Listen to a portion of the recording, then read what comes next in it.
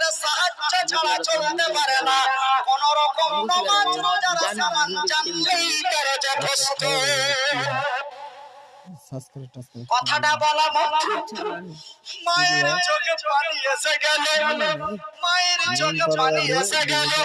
মাকে বলে, বাবু রে, মনে হয় তোর আর পড়া সম্ভব হবে না। আমি কাঁদতে লাগলাম। মা আমার চোখের পানি মুছে বলে, বাবু রে, তুই খবরদার কাঁদিস না সোনা, তোকে পেটে ধারণ করে বড় লালন পালন করে মানুষ করেছি। তোকে আমি যেই কোনো হালাতে আমি তোর আলেম মাওলানা বানাবো।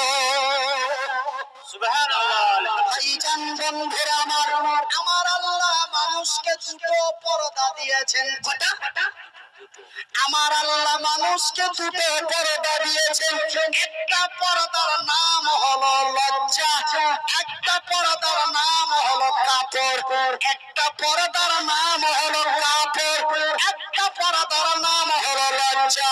ভাইজান বন্ধুরে, যেই পর্দাটা দিয়ে আমার উলঙ্গ শরীরখানা ঢেকে রেখেছি, এই পর্দাটির নাম হলো কাপড়।